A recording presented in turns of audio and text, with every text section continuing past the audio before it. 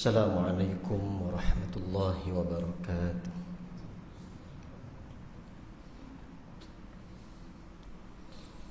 Bismillahirrahmanirrahim. Alhamdulillahi rabbil alamin. Afdalu salati wa atammu taslim ala sayyidina Muhammad as-sadiqil wa'dil amin. Sayyidina Muhammadin wa ala alihi wa ashabihi al-ghurril mayamin wa man tabi'ahum bi ihsanin ila yaumiddin. Ashhadu an la ilaha illallah wahdahu la sharika lah wa ashhadu anna sayyidana wa nabiyyana Muhammadan abduhu wa rasuluh wa safiyuhu wa khaliluh, ballagha ar-risalah wa adda al-amanah wa nasaha al-ummah wa jahada fillahi haqqa jihadih hatta atahu al-yaqin wa ala alihi wa sahbihi ajma'in. Amma ba'd. Qaulullah subhanahu wa ta'ala fi suratil Baqarah. Bismillahirrahmanirrahim. Wa in kuntum fi raibin mimma nazzalna ala abdina fa'tu bi suratin min mithlih wad'u syuhada'akum min dunillahi in kuntum shadiqin. Allah berfirman di dalam surah Al-Baqarah pada ayat yang ke-23 yang bermaksud, dan jika kamu meragukan Al-Quran yang kami turunkan kepada hamba kami, yakni Muhammad sallallahu alaihi wasallam,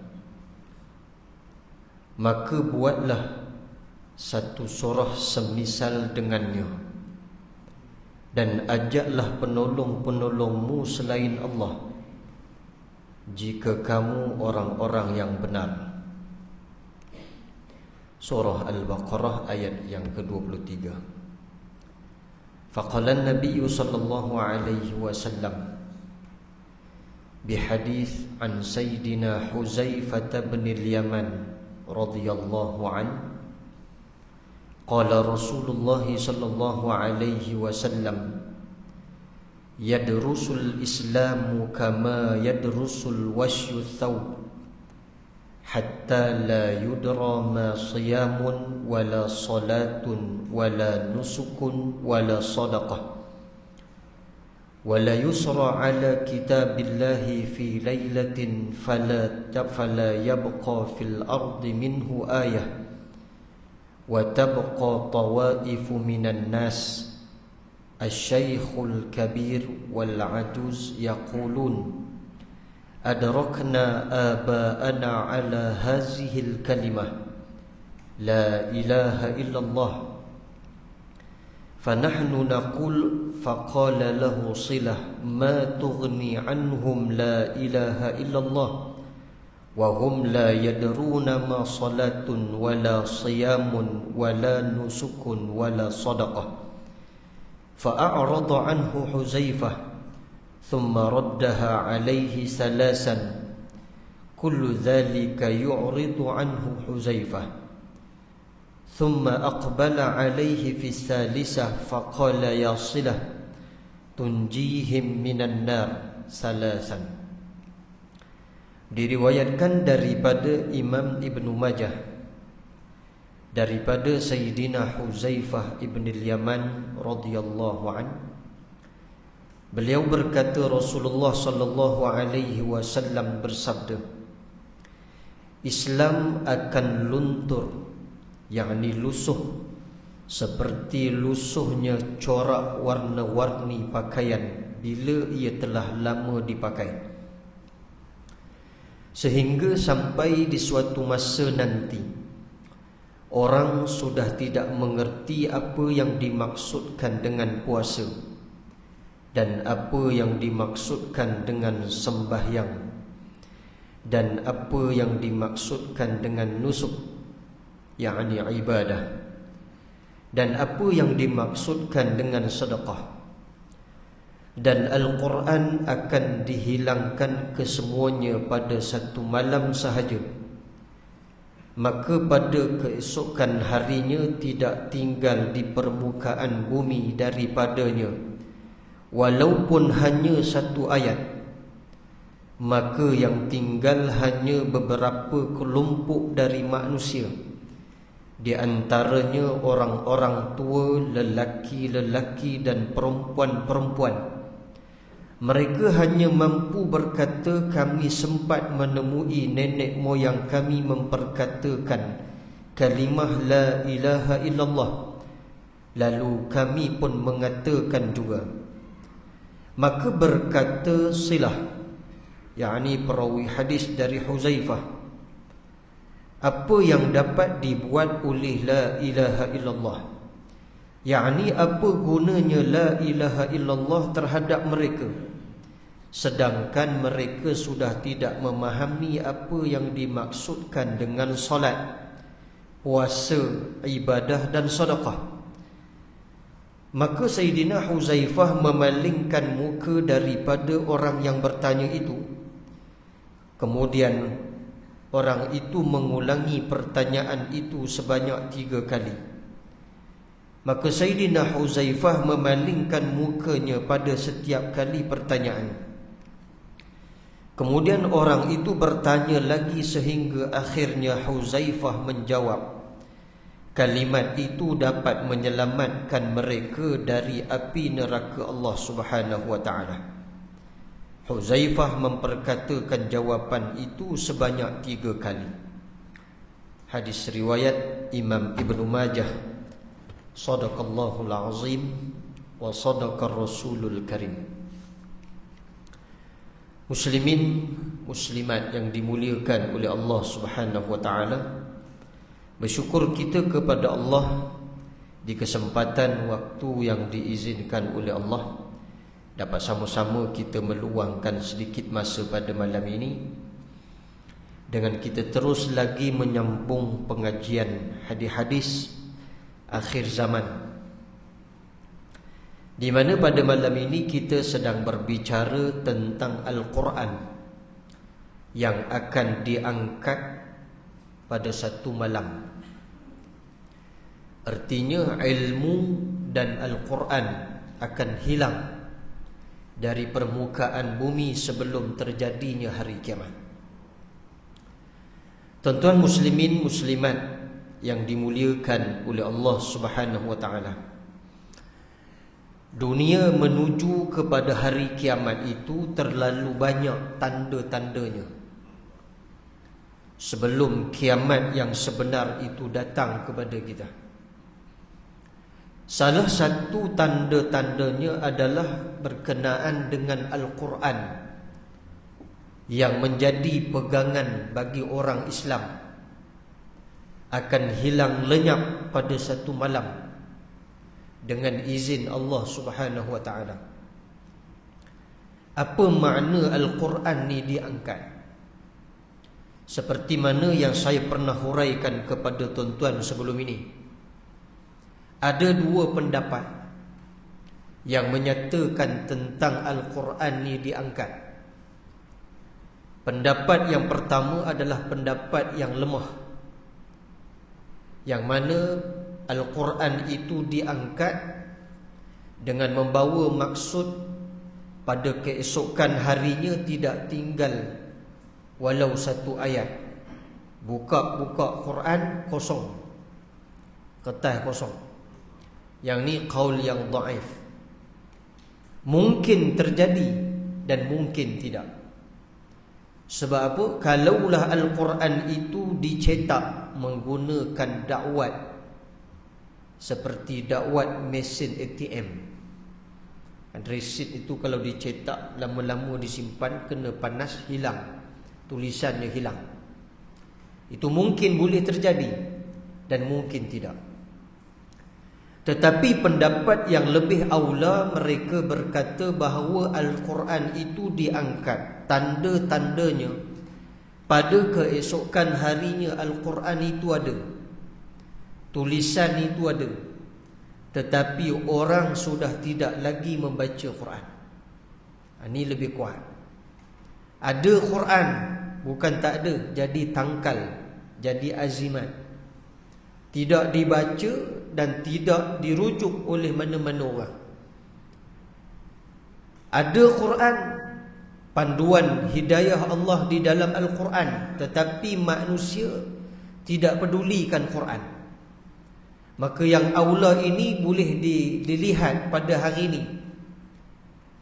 Zaman demi zaman perubahan manusia ni berada pada posisi teknologi yang tinggi.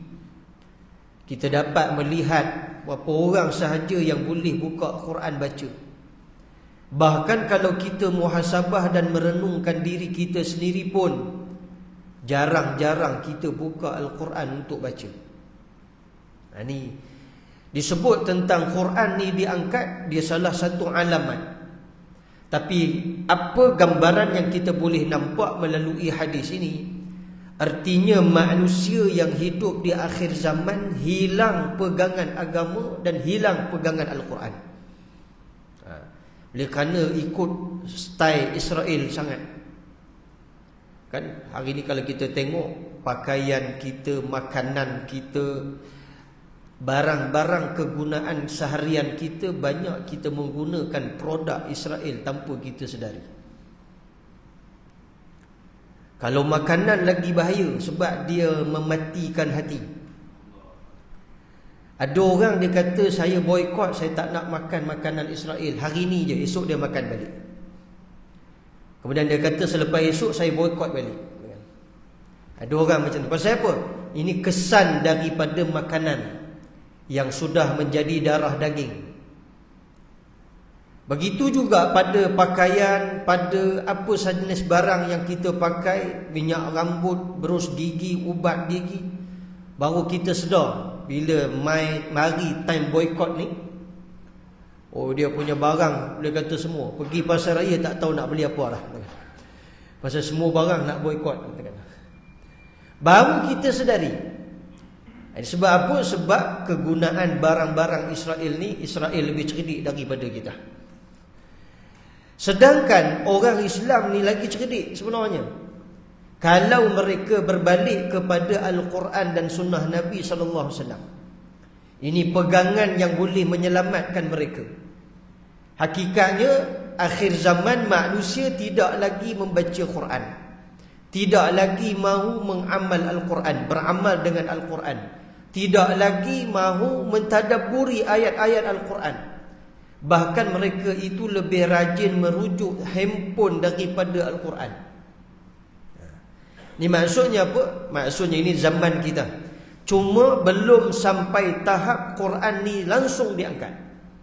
Maksudnya semua orang tidak lagi membaca Quran. Yang tinggal hanyalah perkataan La ilaha illallah. Hak ni je tinggal. Itu pun perkataan yang dilafazkan tanpa mengetahui apa maknanya. Ini bahaya. Hari ini kita tengok mungkin kita terlalu selesa dengan dunia. Sebenarnya inilah perangkap dunia. Dia nak bawa kita lari daripada panduan Quran, panduan sunnah.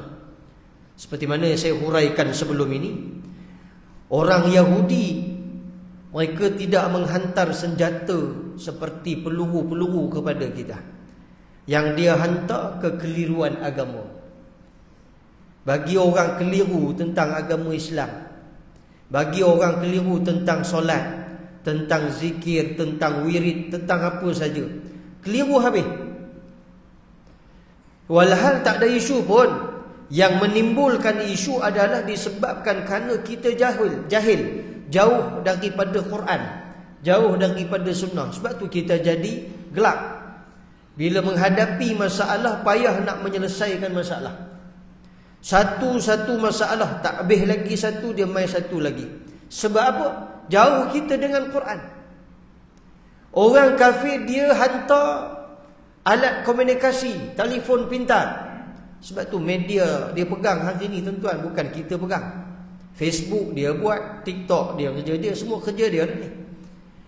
Jadi kita semua gairah dengan alam teknologi sampai kita tidak ada masa untuk membaca Quran. Ni petanda Al-Quran dan ilmu diangkat. Kenapa dua sekali Quran dan ilmu? Sebab semua ilmu Islam ni dasarnya adalah Quran. Tuan-tuan tengok tentera Hamas berperang hari ni. Tuan-tuan ingat Coki, semua sumber dia Quran. Sebab tu dia berani bangkit lawan. Sebab pegangan dia Quran. Di mana Quran dah sebut Israel ni, Yahudi akan buat kerosakan di atas muka bumi 2 kali. Quran sebut. Mereka percaya. Kali pertama sudah dihukum oleh Allah Subhanahu Wa Taala, yakni dalam peperangan Ahzab, dalam peperangan Khaybar, minta maaf. Dalam perang Khaybar ni orang Yahudi dihukum kerana mereka memiliki pala tentera 10,000 berbanding dengan tentera Islam yang hanya ada 1,400 saja. Oleh kerana Allah Subhanahu Wa Taala datangkan pertolongan, orang Yahudi cukup kalah ataupun cukup takut bila dengar Khaybar ni. Lepas tu tuan-tuan, kesan daripada Khaybar itu dalam TikTok pun tak boleh sebut Khaybar. Dia jadi terdelete, kena delete. Jangan main. Sebab apa? Khaybar ni orang Yahudi cukup takut. Budak kecil pegang batu, sebut depan orang Yahudi, Khaybar ya Yahud, Jaishu Muhammad sawfa yaud. Lari dia. Dia takut. Pasal apa? Sebab sejarah hitam yang dihadapi oleh orang Yahudi adalah hukuman pertama dalam perang Khaybar. Lalu Allah Subhanahu Wa Taala beri mereka kesenangan. Mereka hidup senang. Mereka dapat menjajah tanah Palestin, dapat membunuh orang Islam, dapat sokongan masyarakat di dunia. Maka mereka hidup dengan baik. Lalu Allah Ta'ala sebut mereka akan buat kali kedua kerosakan. Lalu mereka akan ditimpa hukuman. Di mana Allah Ta'ala sebut, Allah akan suramkan wajah mereka dengan tentera yang ganas lagi seram serangan mereka. Ni Quran sebut. Sebab tu Brigid Al-Qassam dia tak risau. Dia nak berlawan dengan Israel, dia tak risau. Pasal apa? Sebab Quran ada. Yang risau kita, sebab tu kita tak boleh takbir. Sebab kita risau kerana kita jauh dengan Quran. Kita risau lagi kalau kita tak sokong Israel, nanti negara kita kena bantai. Ini saya risau ni. Saya risau pula. Risau apa? Lagi bila kita jauh dengan Quran, dunia akan menyeletakkan Muhammad bin Abdullah adalah teroris, kita semua pakai ikut jadi teroris.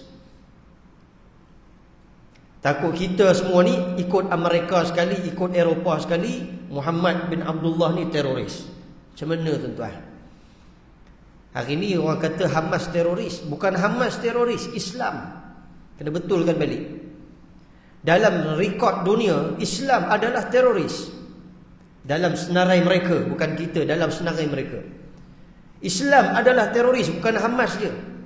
Hamas tu sebab mereka sedang berlawan dengan Hamas. Kalau berlawan dengan kita, teroris juga. Siapa pun yang menjadi musuh kepada Yahudi adalah teroris. Sebab tu Nabi sebut, musuh Islam yang paling kuat menentang Islam adalah 2 golongan, iaitu golongan Yahudi dan yang kedua golongan munafik. 2 ni cukup kuat menentang Islam. Jangan buat main. Sebab tu tuan-tuan, balik kepada hakikat hidup, perlu ada Quran dalam kehidupan kita. Perlu ada panduan agama. Perlu ada ilmu supaya senjata-senjata yang akan sampai esok, serangan-serangan itu dapat kita balas, dapat kita tangkis dengan ilmu pengetahuan agama. Tanpa ada ilmu, tanpa ada pegangan Al-Quran, kesan buruknya hidup kita tidak mendapat petunjuk dan hidayah Allah Subhanahu Wa Taala. Tuan-tuan muslimin, muslimat yang dimuliakan oleh Allah Subhanahu Wa Taala. Melalui hadis daripada Huzaifah radhiyallahu anhu, disebut dalam hadis ini menerangkan kepada kita bahawasanya pada suatu masa nanti ilmu tentang Islam ni akan diangkat. Kenapa? Sebab Nabi sebut Islam ni akan luntur dan lusuh warna-warni baju. Bila kita baju baru kita pakai, dia terang lagi warnanya, tapi lama kelamaan pudar warnanya. Ini gambaran mula Quran ni diangkat macam mana. Bukan Quran ni tiba-tiba terus hilang, tak ada. Ini magic kalau terus hilang. Quran ni sebelum dia diangkat ada peristiwa yang berlaku di mana orang Islam ni hilang pegangan agama. Ni hak ni Nabi sebut ni. Nabi kata agama Islam ni akan luntur, akan suram. Bila sebut Islam dia tak bagus, bila sebut Islam dia teroris, bila sebut Islam dia tak berkenan. Bila bicara tentang undang Islam, bicara tentang apa yang ada dalam Islam, perbuatan Islam, undang-undang Islam, ditentang habis-habisan. Siapa yang menentang? Dua golongan ni ya. Tak Yahudi, munafik. Sebab Nabi dah sebut dua kumpulan ni je paling kuat menentang Islam. Golongan Nasrani tak ke? Nasrani dia tak termasuk, Nabi tak sebut. Macam mana? Kan? Dah Nabi tak sebut, kita takkan nak degil. Dua golongan ni je. Ya, sama ada Yahudi atau munafik. Hak ni kuat menentang Islam. Sebab tu dia tak boleh tengok Islam. Dia tak boleh tengok tuan-tuan mengaji duduk ramai-ramai dalam masjid. Dia tak boleh. Dia tak boleh kalau ustaz ini aura dia banyak pengikut ataupun audien yang mendengar. Lagi dia tak boleh. Sebab tu saya lebih suka macam ni, tenang je, dia tak ramai. Katakan. Dia kalau ramai saya ketakut kena gam pula. Katakan. Zaman sekarang ni begitu. Zaman sekarang ni segala yang batil itu diolah menjadi tidak batil. Dan segala yang hak itu diolah semuanya menjadi batil. Maksudnya apa? Yang tak baik semua nampak baik. Yang baik semua nampak tak baik. Ini hakikat dia. Dan inilah agama Islam kita dapat lalui pada hari ini. Islam, tapi nak mendukung perjuangan Islam ni berat. Pasal apa berat? Sebab jiwa dia bukan jiwa Islam. Pakaian dia pakaian Islam. Sebiji macam orang munafik. Orang munafik pakaian dia pakaian Islam. Jiwa dia tak ada jiwa Islam. Ini orang munafik. Kalau zaman kita ni ustaz, memang kita tak tahu siapa munafik. Kalau zaman Nabi, Allah tolong, sebab tu keluar dalam Quran golongan munafik. Zaman kita ni tak ada siapa boleh tolong, melainkan kalau kita balik merujuk kepada pegangan agama. Maka insya-Allah akan jadi sempurna. Ini disebut dalam hadis ni, maknanya yang pertama, ilmu tentang Islam ni akan diangkat. Corak gambarannya apa Nabi sebut, Islam akan luntur dan lusuh. Waktu ilmu Islam ni tak ada, tuan-tuan tengok orang yang solat tak tahu tujuan apa. Sembahyang pun tak tahu kenapa aku kena sembahyang. Puasa tak tahu sebab apa. Ibadah-ibadah yang lain semua tak tahu sebab apa. Dia dah jadi keliru. Pasal apa aku nak kena buat benda ni? Tiba-tiba baca kunut nazilah ni, mana ibadat datang ni, ini semua bid'ah ni, ini semua mari dah. Hakikatnya dia tak belajar, pasal tu dia jadi macam tu. Ini perkara yang saya paling risau. Sebab musuh Islam dia tak payah hantar peluru dekat kita. Dia hantar kekeliruan agama. Esok dia hantar keliru apa? Tuhan itu ada ke tak ada? Dua ke tiga. Dia buat macam tu.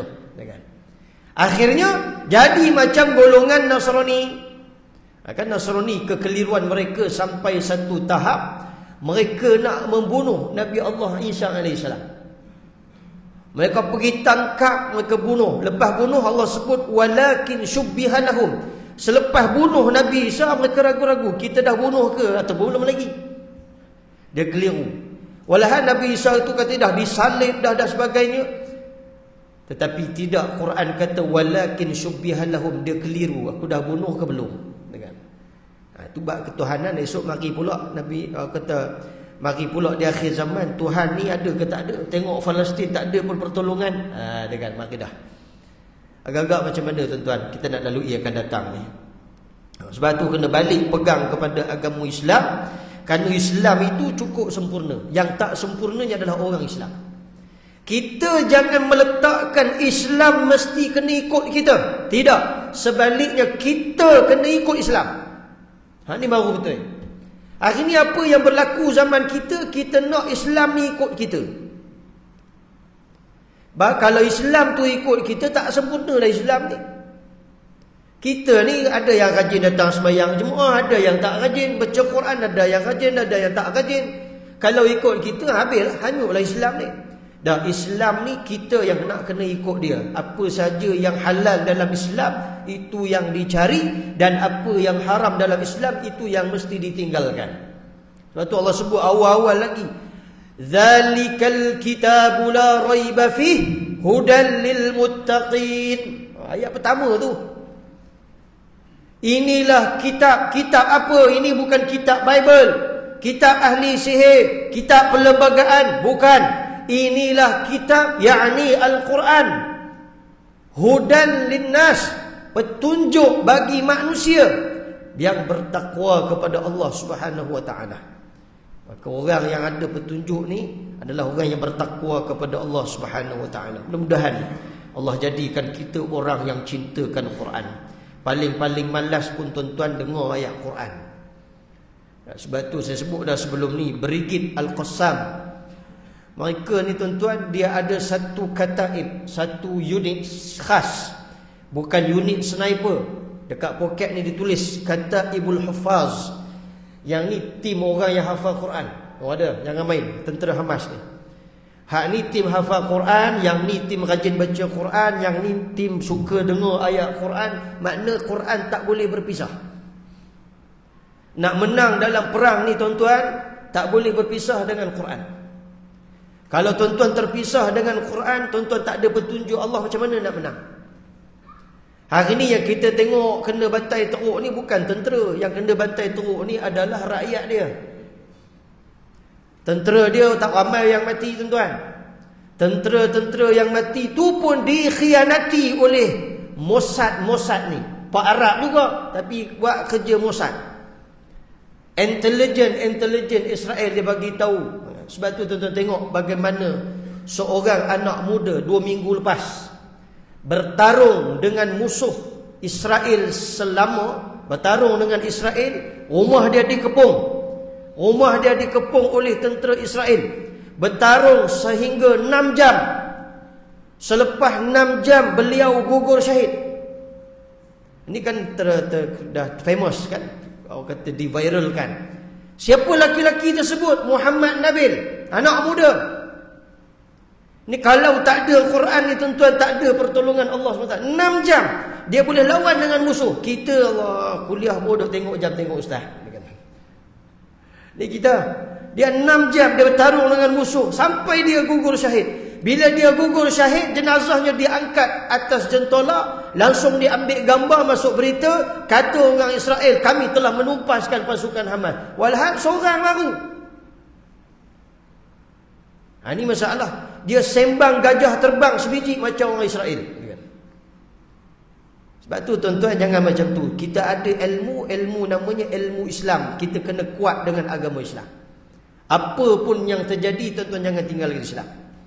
Macam mana hari ni tuan-tuan masih lagi Islam walaupun dunia telah menyatakan Islam ni teroris. Sebab kita tak menghadapi tekanan, sebab tu kita kuat. Macam mana pula kalau kita menghadapi tekanan? Sebab tu orang Gaza dia tak keluar rumah. Dia tak keluar rumah. Pasal apa dia tak keluar rumah? Sebab dia kata, kalau pertahankan rumah, mati aku dalam rumah ni, mati syahid. Tu Quran yang mengajar dia macam tu. Tak lari tuan-tuan. Yang lari tu ustaz tu apa? Yang lari tu katanya adalah video palsu yang dibuat oleh Israel. Allahuakbar. Kita tak tahu. Sebab sumber maklumat ni sangat sedikit untuk kita dapat. Sejak internet diputuskan, ni katanya 16 hari bulan nak putuskan terus semuanya komunikasi di bumi Gaza. Tuan-tuan, hati-hati. Sebab tu kita kena kuat dengan agama lagi-lagi akhir zaman ni. Tak ada agama tuan-tuan senang boleh hanyut tuan-tuan. Tengok pula harga beras mahal. Beras tempatan tak jumpa. Duit tak berapa nak ada. Israel tawarkan 100,000 lebih untuk jadi ejen Mossad. Saya kira ramai orang akan sanggup. Ramai orang akan sanggup. Pasal kerana duit untuk memberi keperluan hidup. Ini yang pertama. Yang kedua, Nabi SAW menyatakan Al-Quran juga akan diangkat daripada permukaan bumi. Sebab itu dia corak sebelum Quran ni diangkat, agama Islam dijauhi oleh orang ramai. Orang ni nama je Islam tapi perangai bukan Islam. Perangai Yahudi. Ini perangai munafik. Dia Islam, nama Islam, tapi masalahnya perangai dan sifat dia tak boleh duduk dengan Islam. Ini bahaya ni. Bila orang dah mula jauh dengan Islam, maksudnya Quran dah tak ada function. Hari ni mungkin masih ada lagi majlis ilmu. Ke depan ni fitnah akhir zaman belum tentu ada. Kenapa perang esok atau macam mana pula kita ni nak boleh mengaji kan? Baik, Al-Quran juga akan diangkat daripada permukaan bumi ni. Bila orang dah tak baca, lalu Allah angkat Quran ini pada satu malam, hingga pada keesokan harinya tak tinggal walau satu ayat pun. Tak ada seorang pun nak baca ayat Quran. Sebab tu hadis daripada Anas bin Malik radhiyallahu anhu. Bukan saya, sahabat Nabi kan. Berkata Nabi SAW, kiamat tidak akan terjadi sehingga tidak ada lagi perkataan Allah, Allah, Allah. Nabi sebut 3 kali. Hadis riwayat Imam At-Tirmizi. 3 kali. Maksudnya apa? Maksudnya ke depan ni payah nak jumpa orang boleh sebut nama Allah. Pasal Quran dah jauh. Agama Islam dah tinggal warna je. Warna pun dah pudar-pudar. Kemudian pula perkataan yang keluar tak ada pun nak merujuk kembali kepada Allah Subhanahu Taala. Tak ada. Sebab tu kita sangat bersyukur perang yang berlaku di bumi Palestin. Ini bukan menyokong Israel nanti dulu tu kan. Sebab apa sangat bersyukur? Perang yang berlaku di bumi Palestin ni tuan-tuan adalah ujian Allah untuk mencelikkan bagi orang Islam yang buta hati. Ini masa dia. Kesan daripada perang itu, dulu orang Arab ni dia pemimpin-pemimpin dia tutup mulut. Hari ni dia sebahagian kecil negara-negara Arab pemimpin dia tak tutup mulut. Maksudnya apa? Dah ada kesedaran. Kita pun dah ada kesedaran. Lepas tu barang-barang saya pergi ke pasar raya baru ni pakat tengok handphone semua. Saya kata pasal apa awak canggih sangat handphone ke hari ni? Rupanya duk semak barang yang barang Israel semuanya tak nak dibeli kan. Baguslah. Kesan itu, kalau tak berlaku perang, kita pakai je mana kita sedar. Ini satu ujian yang Allah datangkan. Dan dalam masa yang sama, Allah nak tunjukkan hari ini sudah hampir kepada kebangkitan Islam. Sebab tu pemimpin-pemimpin Hamas ni bangkit dengan menyatakan bahawa dekatilah Al-Quran. Sesungguhnya Al-Quran itu bawa kita kepada jalan redha Allah Subhanahu Wa Taala. Jangan tinggallah Quran tuan-tuan, apa pun yang terjadi. Kemudian yang ketiga, orang hanyalah mengenali beberapa istilah Islam, tetapi mereka tidak memahami apa yang dimaksudkan dengan istilah-istilah itu. Kita bagi lalu azal insya-Allah.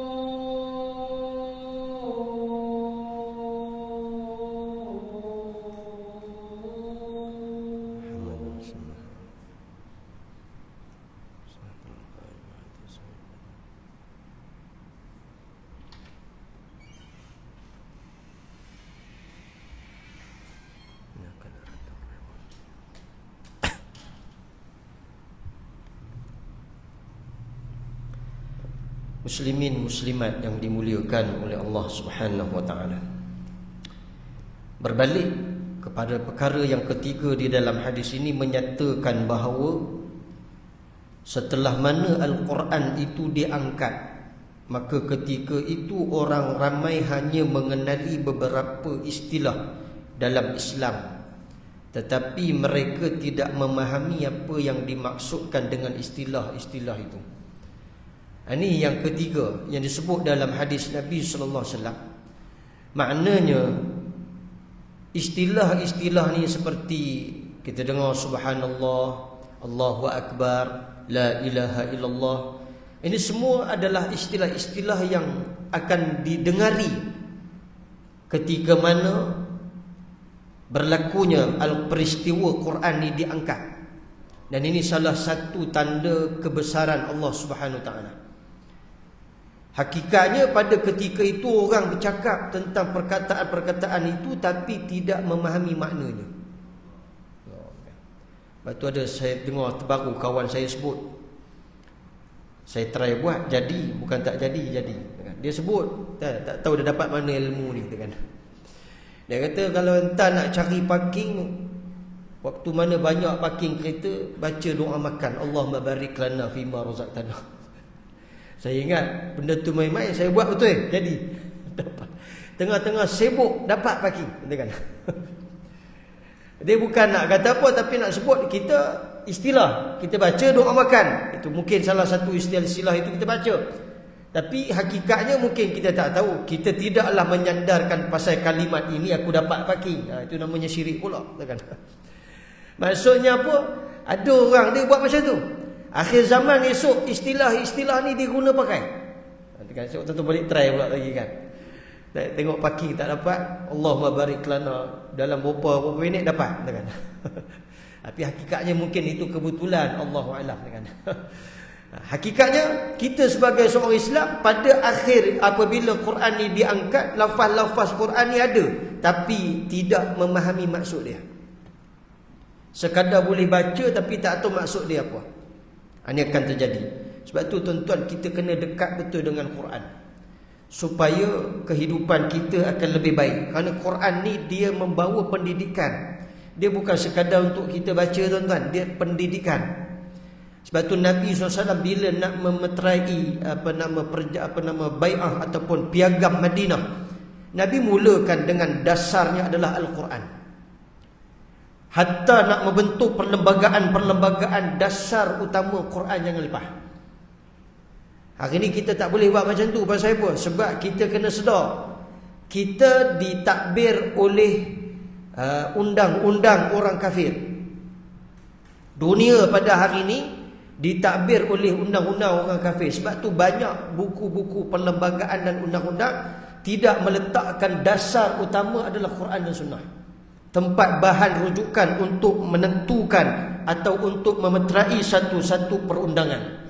Dia tidak meletakkan Al-Quran itu sebagai sumber asas. Dia tahu dalam perlembagaan kita agama ni paling tinggi, Islam paling tinggi, itu betul. Tapi untuk buat satu perundangan itu kita tidak meletakkan Quran sebagai bahan rujukan asas. Ini maksud dia. Jangan salah faham, sekejap dia tay balik saya.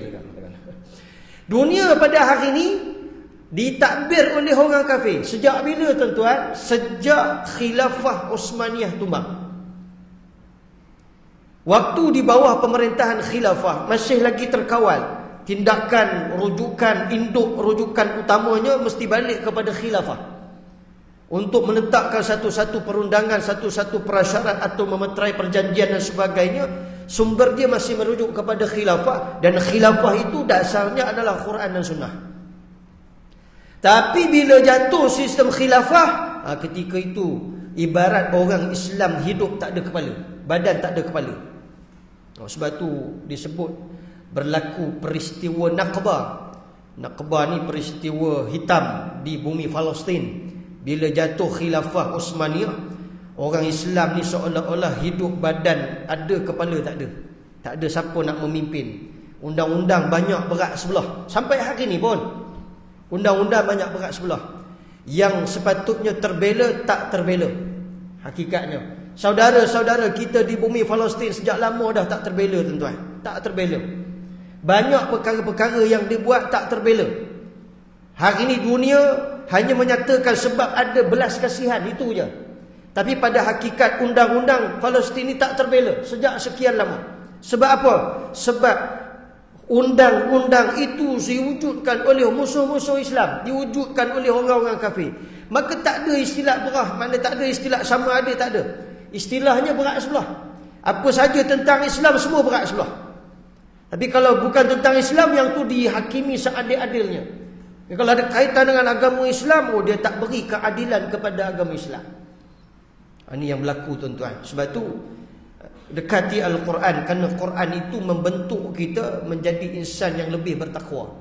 Kalau merujuk pada buku-buku perlembagaan untuk jadi hamba Allah yang bertakwa, dia tak jadi.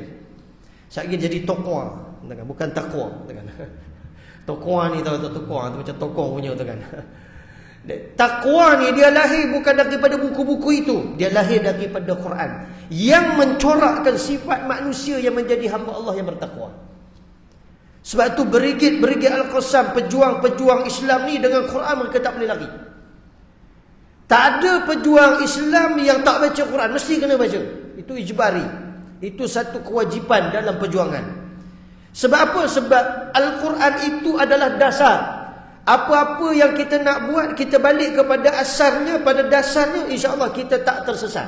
Tapi kalau kita jauh dengan Quran, kita nak pergi berjihad pun belum tentu kita pergi berjihad. Kerana kita berjihad tanpa ilmu pengetahuan.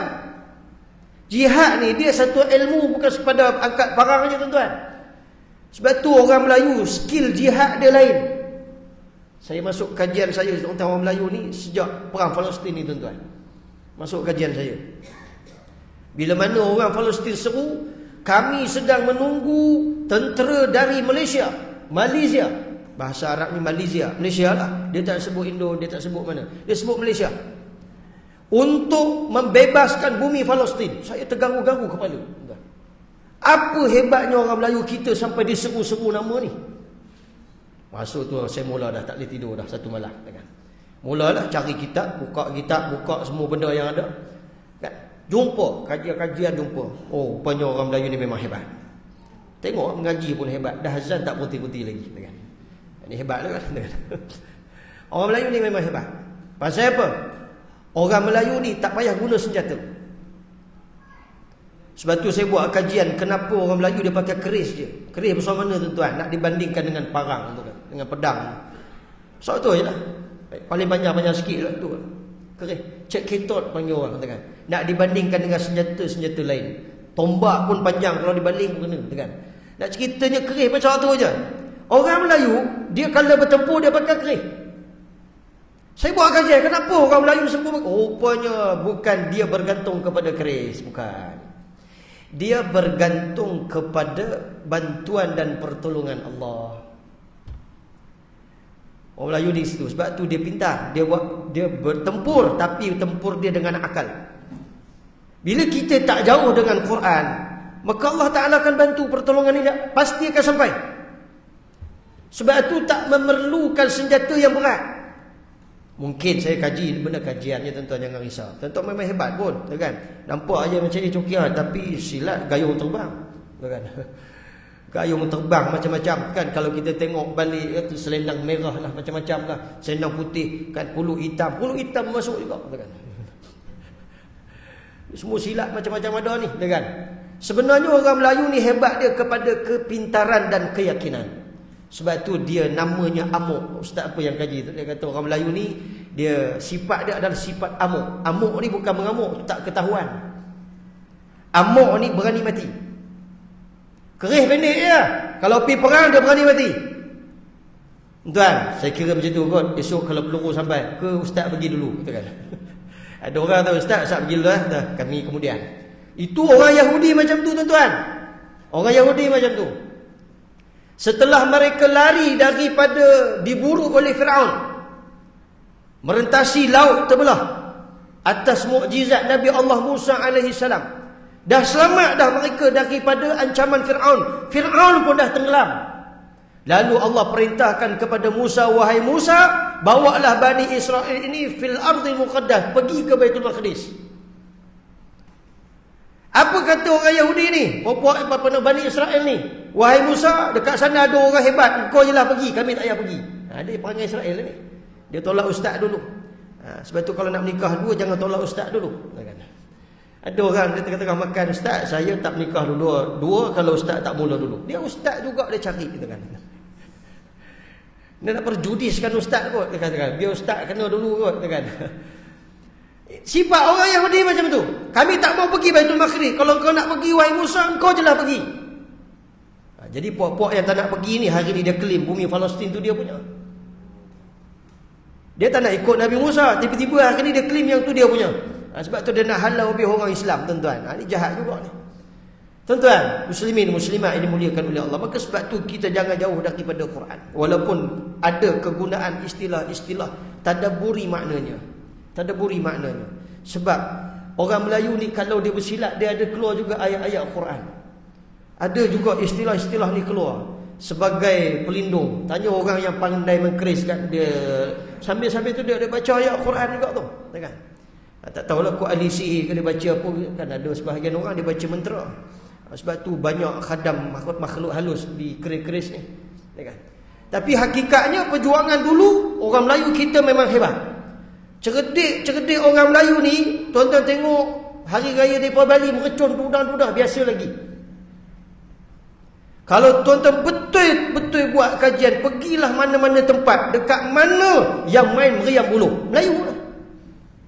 Meriam buluh, bukan merecun. Sampai hancur tangan tu. Ada berani? Pasal dia orang kata, ustaz, kenapa negara kita banyak mak rempit? Pasal kita punya negara orang Melayu berani mati. Oh, pasal satu hal pula. Dia mak rempit pun claim juga, katakan. Saya dah tengok negara Arab hari raya mana ada meriam buluh? Tak ada. Dia ada dekat tanah Melayu je. Maksudnya orang Melayu ni dia pintar. Jadi tuan-tuan jangan lekang dengan Quran. Kalau ada Quran, Quran akan bantu kita sehingga kita mencapai kebenaran. Muslimin, muslimat yang dimuliakan oleh Allah. Begitu pula mereka hanya sekadar mengucapkan kalimah la ilaha illallah. Daripada tadilah istilah la ilaha illallah. Tetapi mereka tidak memahami apa tuntutan kalimah suci itu terhadap mereka. Oh, tak tahu kenapa mesti kena sebut la ilaha illallah. Sedangkan la ilaha illallah tu kalimat tauhid yang menguatkan kita terhadap hubungan kita dengan Allah Subhanahu Wa Taala. Dia kena ada keyakinan tu, tuan-tuan. Sebab tu Allah Taala Tuhan yang Maha Pengasih. Kalimat la ilaha illallah ni tak boleh hilang. Tak boleh hilang daripada permukaan bumi. Pasal apa? Sebab ini kasih sayang Allah Subhanahu Wa Taala kepada hamba-Nya. Allah bagi, walaupun kita sebut kita tak tahu maknanya. Yang berlaku di akhir zaman sebut la ilaha illallah. Pasal apa dia sebut? Kerana nenek moyang kami ni dia sebut juga. Pasal kami dengar daripada nenek moyang kami sebut. Hari ni tuan-tuan masih faham lagi la ilaha illallah, tapi sekadar faham makna, tidak memahami keterangan kalimat la ilaha illallah itu, kerana dia adalah kunci akidah. Kalau belajar tauhid, kunci akidah adalah la ilaha illallah Muhammadur Rasulullah. Belajar pula akidah, itu orang yang alim lah, yang hebat-hebat. Sakat kita ni tahu tidak ada Tuhan yang disembah melainkan Allah Subhanahu Wa Taala. Yang tu je kita tahu. Ke depan ni makna pun tak tahu. Yang ada orang sebut la ilaha illallah pasal apa? Tengok ayah aku duk sebut, nenek moyang aku duk sebut. Itu je. Ini akan berlaku, tuan-tuan. Walau bagaimanapun Allah Subhanahu Wa Taala dengan belas kasihannya masih menghargai keimanan mereka yang sedikit itu dan akan memasukkan mereka ke dalam syurga. Sebab apa saya kata dia antara kasih sayang Allah Subhanahu Wa Taala adalah perkataan la ilaha illallah. Kerana orang mukmin kalau dia mati dengan la ilaha illallah dakhalal jannah, dia akan masuk syurga. Sejahat-jahat mana dia pun, kalau dia sebut la ilaha illallah, dia boleh masuk syurga. Sebab tu tuan-tuan, kita kena sentiasa sebut la ilaha illallah, sebut Allahu Akbar, kan? Pasal kalau kita tak sebut Allahu Akbar, takut jadi lain.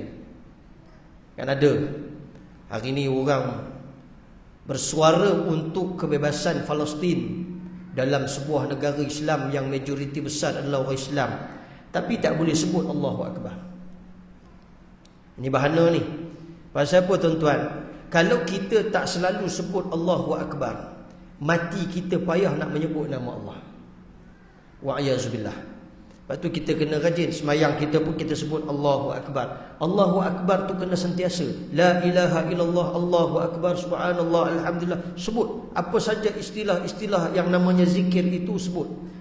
Sebut, tak ada masalah. Dia ringan pada lidah kita dan juga memberi berat kepada bebanan timbangan amal kebaikan. Dia memberatkan timbangan amal kebaikan. Subhanallah, alhamdulillah, Allahu Akbar. 3. Subhanallah, alhamdulillah, Allahu Akbar.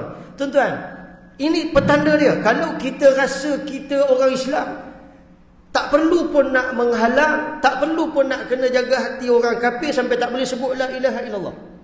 Esok nak mati demi nak jaga hati orang kafir, jangan sebut Allahu Akbar, jangan sebut la ilaha illallah. Macam mana tuan-tuan? Kan susah tu.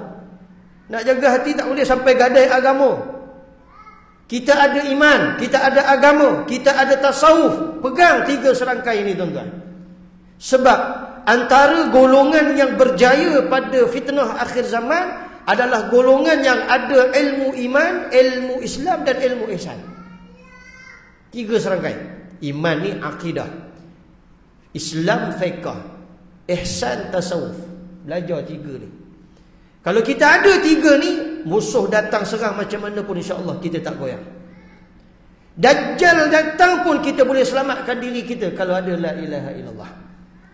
Bahkan kemuliaan la ilaha illallah itu dia memberi keselesaan kepada kita saat kita tidak ada bekal makanan. Sebab tu tuan-tuan tengok kan perang di Palestin macam mana tentera Gaza berperang, dia tak makan. Saya difahamkan mereka hanya makan sebilah tamar, sebiji tu separuh pagi untuk bersahur dan berbuka puasa separuh lagi. Tu tentera Brigade Al-Qassam. Kita gigit ikan perkasam. Brigade Al-Qassam tu, kita akan tanya juga macam mana dia beri kuat. Tuan-tuan, kalau kita tengok kekuatan orang Islam ni hari puasa. Sejarah telah membuktikan perang yang berlaku dalam bulan Ramadan tak pernah tewas. Sejarah dah tunjukkan kepada kita sejak daripada zaman Nabi SAW lagi.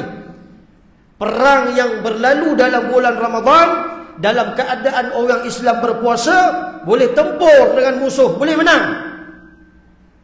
Apa kekuatan dia? Puasa. Kalau tuan-tuan makan banyak tu yang selak perut, tengok jam, tengok ustaz, pasal apa berangin perut kan. Tak berhenti lagi. Hujan ni kena kopi sedap ni, kena malam kan. Bagi orang tua-tua, si baik bukan malam Jumaat kan. Tuan-tuan, dia ada orang macam tu pasal makan kita kan. Bagi kita tengok hakikatnya, kemuliaan yang Allah datangkan ini, orang yang berzikir itu sebenarnya dia mengenyangkan rohani. Yang kenyang bukan badan kita, rohani kenyang. Bila rohani kenyang, dia tak ada masalah. Tak ada masalah. Maksudnya apa? Dia tak payah fikir macam mana nak cari makan. Pasal apa? Aku tengah puasa. Kalau nak makan pun sekadar buka puasa dengan tamar. Tapi kalau tengok Burger King, tengok Burger McDonald sampai terliur, tu dah bahaya dah tu. Dia orang yang betul-betul puasa kerana Allah SWT, dia tak tengok makanan ayam golek ke apa, dia tak tengok dah. Pasal apa? Bila dia puasa tuan-tuan, hakikatnya dia buat kerana Allah SWT. Tupak yang paling penting tu, kerana Allah. Kalau puasa kerana tunggu lagi ada bazar Ramadan, tak jadi juga. Orang kita macam tu. Tak apalah puasa, pasal petang lagi macam-macam lauk kita boleh beli. Itu kita. Tapi kalau kita belajar daripada kemuliaan yang Allah berikan kepada kita sebagai hamba-Nya, Allah kekalkan kalimat la ilaha illallah supaya mati kita dalam keadaan Muslim. Itu seruan Allah dalam Al-Quran. Allah Ta'ala sebut, ya ayyuhalladzina amanu taqullaha haqqa tuqatih wa la tamutunna illa wa antum muslimun. Macam khutbah Jumaat dah. Wahai orang-orang yang beriman, bertakwalah kamu kepada Allah dan janganlah kamu mati, kata Allah, melainkan mati dalam keadaan bertakwa, dalam keadaan muslim. Wala tamutunna illa wa antum muslimun. Maksudnya Allah seru kita mati dalam Islam, bukan mati dalam agama Yahudi, bukan mati dalam agama orang-orang kafir. Matilah kita dalam Islam. Ini kemuliaan di mana bila Allah kekalkan la ilaha illallah itu boleh menyebabkan mereka itu masuk ke dalam syurga Allah Subhanahu wa taala. Kerana tiket untuk masuk syurga adalah perkataan la ilaha illallah. Tu QR dia. Kalau kita nak beli barang, kita scan QR, kita dapat barang, kan? Pasal dah tolak duit dekat bank. Tuan, QR nak masuk syurga Allah, la ilaha illallah. Tak ada la ilaha illallah, nombor yang anda dial tiada dalam perkhidmatan. Tak layak tempat kita berada di syurga Allah Subhanahu wa taala. Muslimin muslimat ini muliakan oleh Allah. Kesimpulan daripada hadis yang kita baca pada malam ini, ada beberapa perkara penting. Yang pertama, kita kena sedar menuju kepada hari akhir zaman ini, ilmu tentang agama Islam akan diangkat, akan hilang daripada permukaan bumi. Maka tuan-tuan, bermula daripada malam ini kita dengar akan hadis-hadis yang dibaca. Tuan-tuan jangan kata, ustaz hadis ni hadis dhaif lah, hadis ni hadis. Tuan-tuan, bila kita sebut macam tu, bila masa kita nak bersiapkan diri kita? Ni masalah kita ni. Masalah kita dah bergaduh boleh ke tak boleh, sampai satu tahap kita tak ada persiapan untuk menghadapi serangan musuh. Orang lain dah siap sedia dah, tak ada pun nak orang kata kecoh-kecoh, tak ada. Dah tercatat dalam kitab, so inilah dia. Yang kita baca pun inilah dia, tak lari daripada tu. Maka tuan-tuan, belajarlah daripada sekarang tentang ilmu Islam. Mudah-mudahan akan kembalinya khilafah pada masa akan datang, dunia akan kembali stabil. Kenapa? Sebab pada ketika itu semua akan diadili dengan seadil-adilnya mengikut panduan syariat Nabi SAW. Kemudian yang kedua, ingat Al-Quran itu adalah dasar hidup kita. Jangan ditinggalkan Al-Quran dan hadis Nabi SAW jika kita tidak mahu jadi golongan yang sesat. Kerana Nabi SAW bersabda sebelum Nabi wafat, ketika mana Nabi berkhutbah di Mina dalam menunaikan haji wada, Nabi kata, aku tinggalkan kepada umat aku dua perkara. Taraktu fikum amrain. Dua perkara ni kalau umat aku pegang betul-betul, pegang elok-elok, beramal elok-elok dengan dua perkara ni, lan tadhillu ba'dahuma abada. Mereka takkan tersesat selama-lamanya. Ini jaminan daripada Nabi. Takkan tersesat selama-lamanya. Tuan-tuan akan hidup lebih bahagia. Iaitu dua pegangan itu, Al-Quran dan Sunnati, kata Rasulullah. Al-Quran dan Sunnah. Kita kena pegang Quran. Bukan sekadar pegang gitu dah. Pegang Quran ni maksudnya pegang, baca Quran itu tuan-tuan. Baca. Biar sentiasa ada wudu, baca Quran. Supaya tuan-tuan tak keliru. Sebab akan datang, tuan-tuan kena ingat ya, akan datang sistem kewangan yang akan balik kepada dinar. Ini yang paling ampuh, yang paling kuat dalam sistem ekonomi.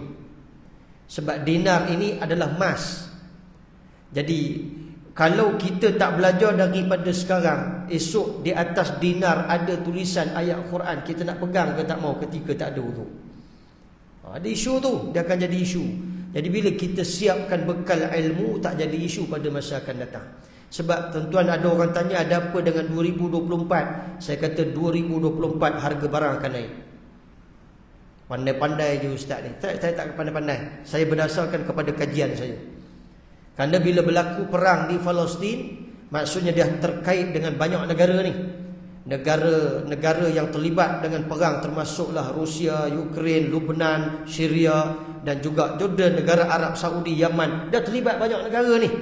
So, kesan daripada perang, mangsa yang menjadi yang mula-mula akan terkesan adalah ekonomi. Ekonomi akan terkesan.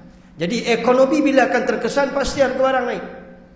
Dulu waktu saya belajar di Syria tahun 2003 sampai 2010, harga satu shawarma 25 lira. Baru-baru ni saya jumpa kawan saya, dia pergi dekat karnival, dia berniaga shawarma Arab tu. Saya tanya dekat dia, berapa sekarang shawarma kat Syria? 500 lira. Itu baru kesan perang saudara. Di Syria akan berperang sampai hari ni. Kesan perang tu daripada 25 lira jadi 500 lira.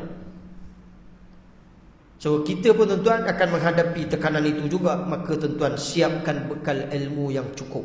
Mudah-mudahan bila kita ada ilmu, Allah Subhanahu Wa Taala memberikan kita kekuatan untuk menghadapi fitnah akhir zaman ini, dan memberikan kejayaan buat kita di dunia maupun di hari akhirat. Saya tahu, saya tak risau dengan bangsa Melayu, kerana bangsa Melayu adalah bangsa yang paling pintar.